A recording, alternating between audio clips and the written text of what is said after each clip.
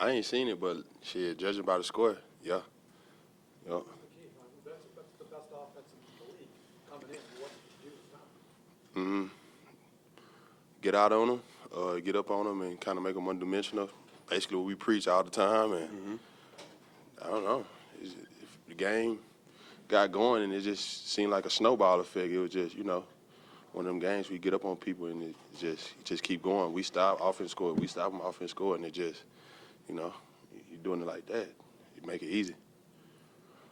Feel like they missed when Martin went out. He's one of the best guys in the league. Was that an opportunity for you guys to maybe take advantages and stuff? You got it? Yeah, Martin, all pro, probably Hall of Famer, right? So obviously them not having him is a big loss, but it really don't matter who you line up out there. It's about more so about what we gonna do, not more so about them. So the other guy came in, he was solid. Zach was solid. I really wanted to play Zach, but the other guy came in, and you just take our opportunities and went after them. Yeah. Greg, Josh said the team, he feels like the team is getting better as they get, farther into the season. Do you feel defensively after a couple back-to-back games that that's true about the defense as well?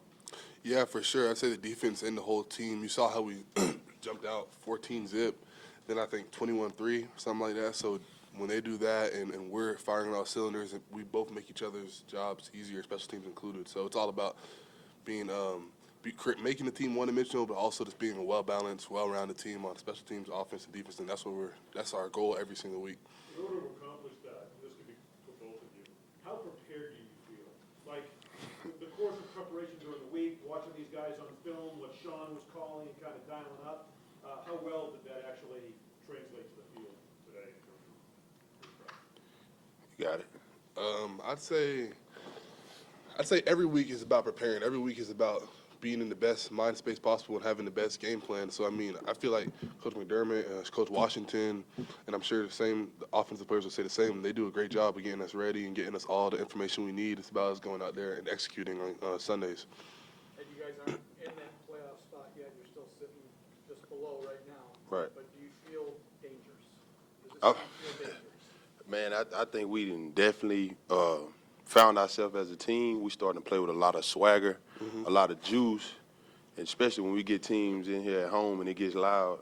It gets crazy. But I definitely think, like, we're not in the playoffs right now, but the main thing is just having that juice, that swagger, that when we go out there, we all is one, and we know what to expect from everybody, and everybody knows everybody gonna do their job, and everybody on the same page.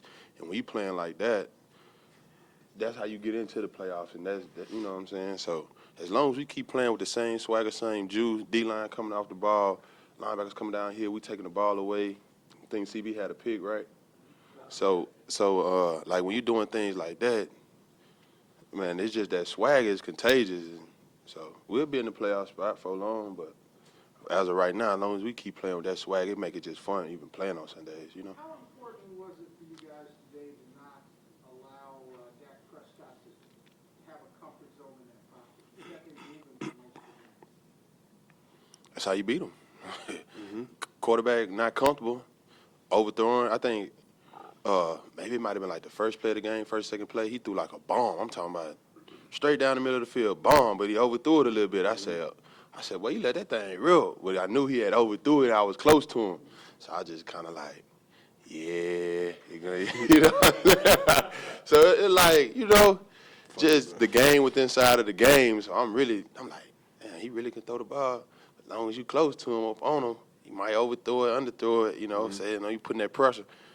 I say, man, it's going to be not an easy game, but it's going to be a fun game.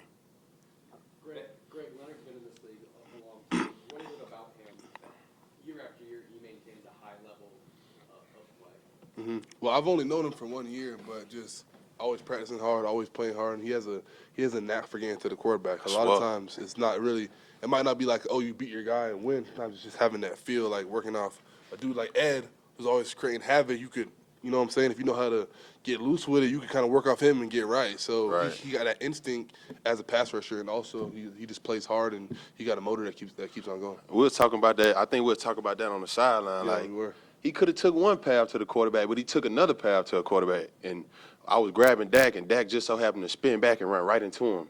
But he could have, like, followed me. But he was like, nah, Dak going to be over here. Like, he saw it before it actually happened, and he literally smacked Dak in the face. Dak turned around like this to go run. Bam, he ran right in the flow. It's things like that that you start getting savvy. When you get old in the league and you start knowing kind of, okay, if he grabbing him here, he gonna try to spin back out. Let me not run back. Let me not run behind Ed. Let me take this way. Boom, he spin back. Sometimes it could be just that easy, you know. So. That sack got Leonard a new career high. It also earned him $1 million in incentive money. Come on now. So, Oh, you know something? Yeah, you owe me about a hand. Cause really and truly, I had him. 77 was pushing on me, my shoulder got had to let him go. Christmas gonna be good. Need something. LV bag, you know. Watch. And you had a front row seat, so did you drag James Cook today? What did you think of his game? Come on now. Go ahead, Greg. No, he's a dog, man. I played against Cook when I was like 10 years old. We both from Florida, so he's like a legend down there, and he's doing his thing up here. So real proud of him. He's a younger guy, but you wouldn't even know it by the way he plays. So he's a baller. He's certified. He's a dog I feel like I was watching the same play. 10-yard game. 10-yard game. every time. 10-yard game. I like, all right. Go ahead then, Cook. Then the front flip. Come on now. That's his signature right there. Thanks. Oh. Does he practice that, or does he just break it out? I don't know. That's kind of like beast mode when he jump into the end zone and he Yeah. do a flip. That's kind of his little thing, I guess. He done it 2 weeks in a row. I want to see him do a flip every week. Every single week.